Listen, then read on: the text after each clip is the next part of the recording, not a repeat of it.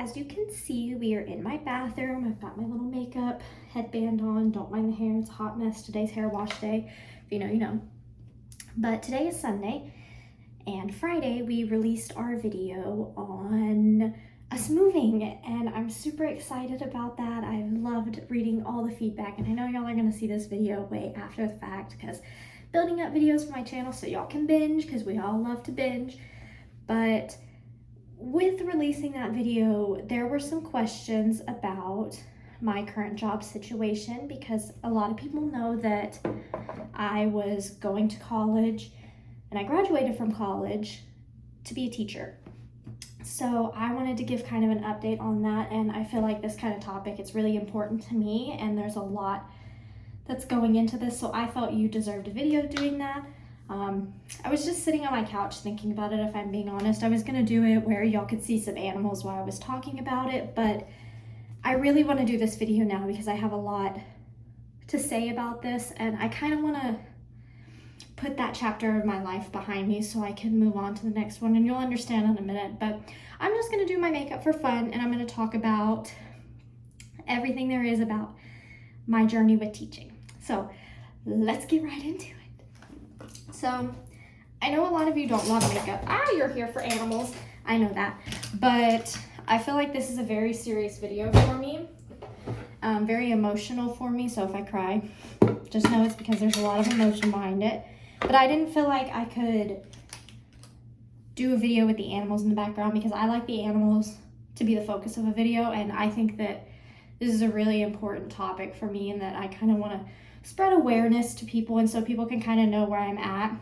And I just felt like seeing my face and talking one-on-one with you, even though I'm going to be doing something that's just for your entertainment and mine, I suppose, I just felt like you deserve to talk to me or listen to me one-on-one rather than being distracted with the animals, because this is a really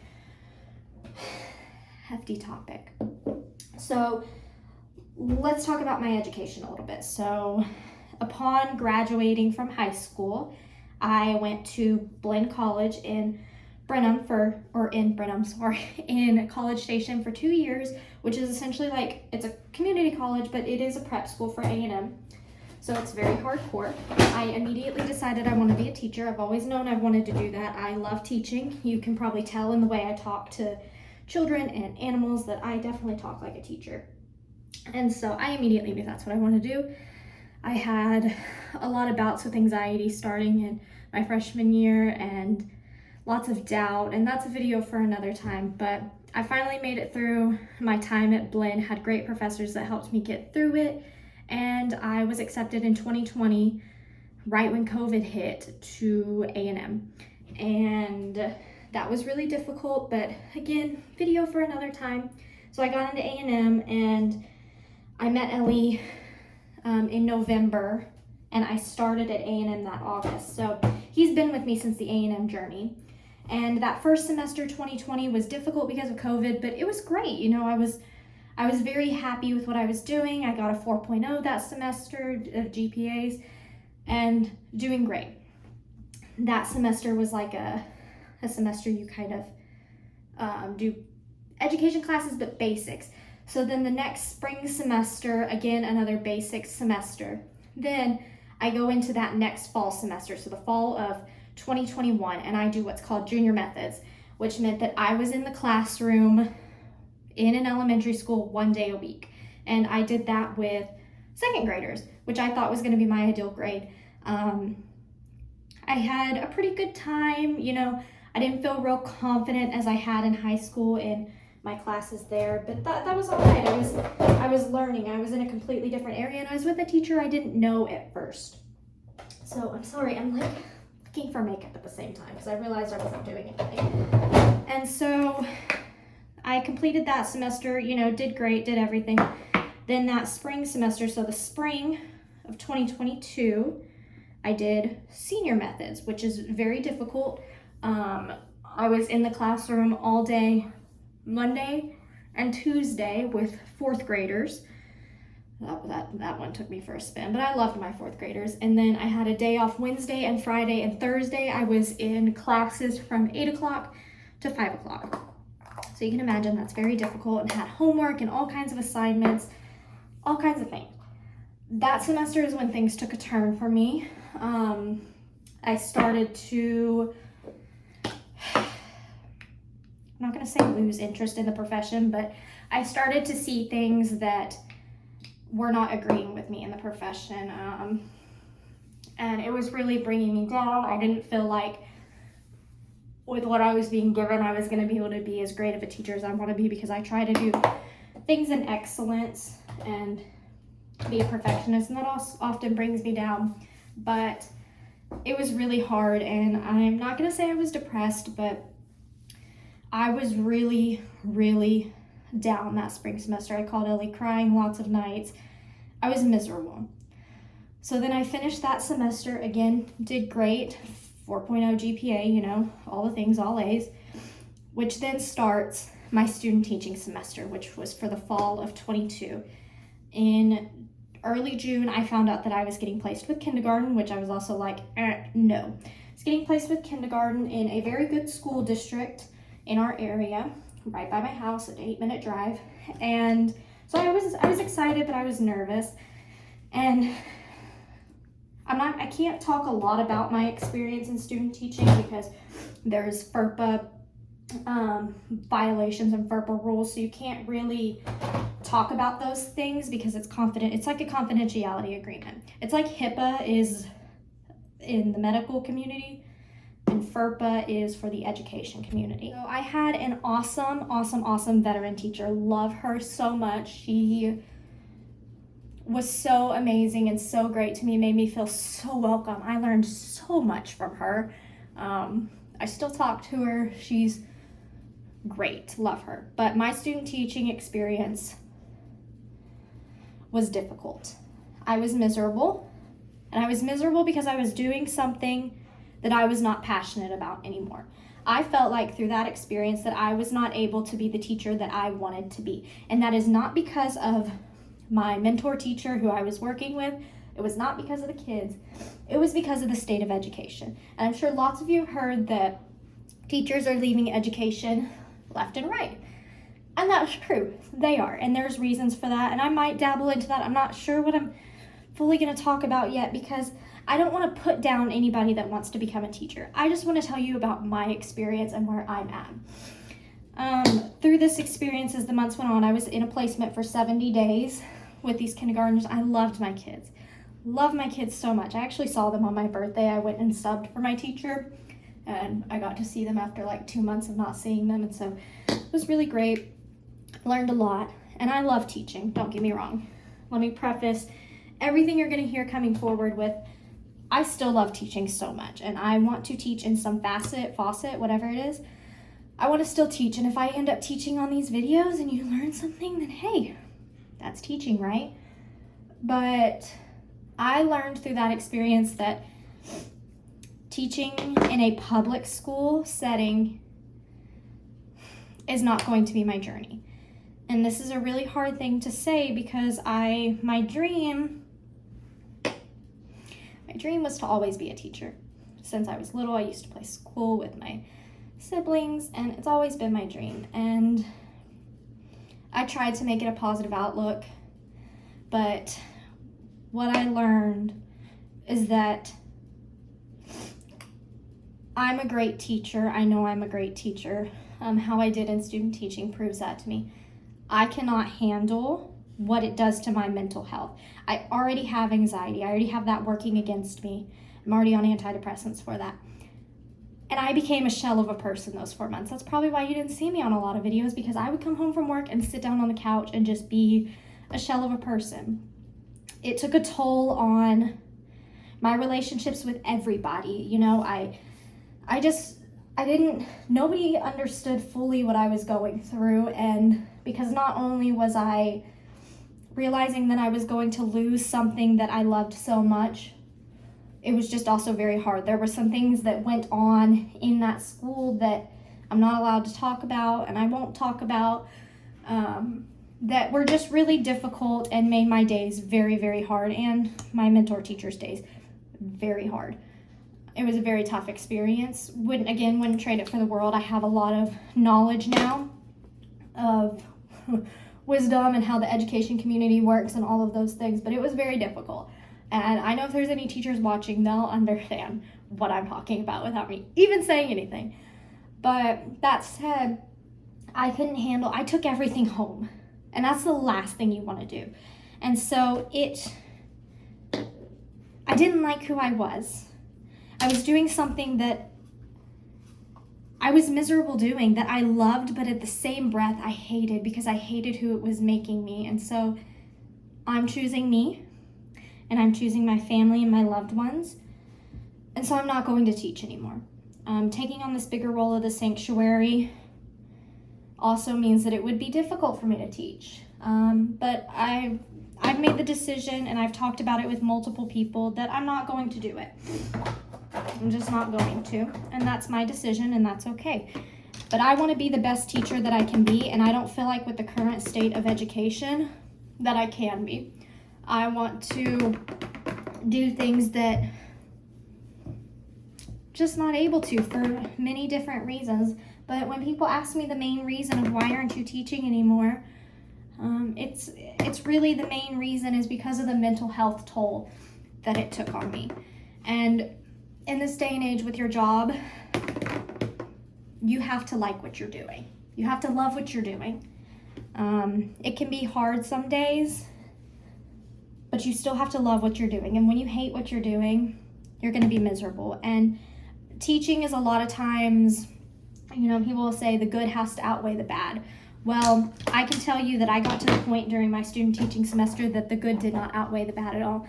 I would have great lessons, awesome lessons, and for 10 minutes I would be on a high of, that was a great lesson, I felt like the kids learned so much. And then after that I'd be like, now what? Now what? So teaching doesn't agree with me in the sense of teaching in a public school. And that's okay. I don't know how people are going to react to this, in a sense that I'm kind of like another teacher leaving the workforce, and that's the last thing I want to do. But me and Ellie talked about this, and something that makes it very hard, we talked about it actually last night because I told him I was going to make this video, is that I care about those children so much. I cared about my kids so much, even my fourth graders, my second graders, first graders when I worked with them. I cared about them so much. Sorry, I'm looking for my bronzer. I cared about them so much that in a sense I drove myself to the ground, because I feel like education is a workforce now where you have control, but you don't have as much control as you would like. And so in the things that was driving me crazy and driving myself into the ground, I couldn't control. And I want to be the one that can help change children's lives and do what is best for those kids. And if I'm being honest, this is going to sound horrible, but with the current state of education, I do not feel like we're doing what is best for some of the children. I really don't. And that's a very tough thing to say, and people are probably going to be like, that's a hot topic, and why? I'm not going to get into that stuff. Maybe I will eventually. I'm not going to get into that because I feel like that's very niche for the community. And if you're in it, you know it. And if you're not in it, it's very hard to understand. Very hard to understand. I'm sure you can take guesses on what is difficult about it just based on if you've seen people you like to follow that were teachers that have left the workforce. It's very hard, It's not the waking up at 6 o'clock and putting on a face of makeup and dressing professional and going and standing on your feet and teaching kids all day is what's hard. That's not what's hard at all. It's everything else that comes with it. And I feel like the expectations for teachers continue to grow. And I feel like it's gotten to a very, I don't know how to word this, like the workload for teachers is very high right now. And so there's a collective of things that I feel like are making it very difficult for teachers and why people are leaving the workforce. I never thought I would be the person that I would be the teacher that would leave. But I know that if I was going to teach, that I have to be the best that I can for those children, because I am making an impact on them. Because I'm sure in these comments you can tell me, I remember my kindergarten teacher. I remember my first grade teacher. I remember my kindergarten teacher was horrible. I had an awful year. My first grade teacher was amazing. My second grade teacher, amazing. Third grade teacher, amazing. My switch teacher in fourth grade, amazing. Fifth grade, I don't remember fifth grade that well. Anyways, I remember all of these things. So you do too, and those kids will too. And I need to be the best teacher I can for them. And because of the things that are going on, I know that sounds so vague, but I couldn't be the best that I could for them. By the way, I'm going to use this eyeshadow palette. That's not the eyeshadow palette I want to use. I think I'm going to, you'll probably remember in my last makeup video, I was like, I'm missing an eyeshadow palette. I can't find it. It's this one. Again, it's pinks. I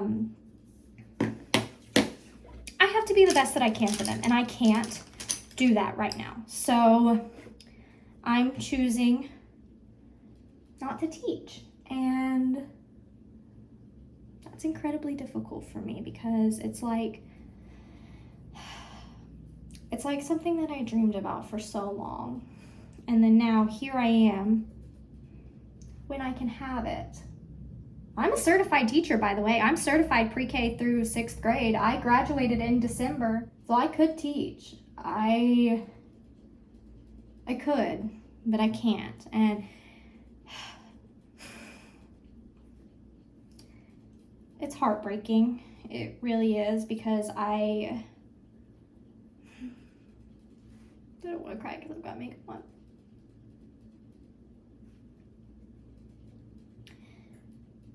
For the longest time, I felt like teaching was my purpose. And I still think in a form it is. But I have to choose me. I have to choose me. Because I cannot be a shell of a person. Because work is hard, and work does this and that to me. So I have to choose me, which means for right now, giving that up. Now, my future is uncertain. Anything can change on a dime, but right now, teaching is not in my cards. That's really hard to say. It's really hard to say. Because I also feel like there are kids that are missing out on the teacher that I am. And I'm not bragging about how good of a teacher I am, but I did do good. I'm a good teacher. I did good, I know I did, and that's not bragging, but I feel like there are kids that are gonna miss out now on who I could have been. But then I also have to sit and think, no, you wouldn't have been that great teacher because you would have felt like you did during student teaching, and that was awful. That was awful. It was hard. It's really hard. So I put some purple on my eyes, and I think I'm gonna go in with this color. We're gonna see what happens, guys. I feel like it's easy when you talk with your loved ones who know you and know what's going on. But then when you get really vulnerable and are talking to a camera and talking to people who didn't see you in that situation, and you really have to kind of fully go in and explain it, it's a lot harder. And I don't know if any of this is going to make sense to you, or if this is too vague. I don't even know if this video is gonna come out, because what if I get anxious and don't want to post it?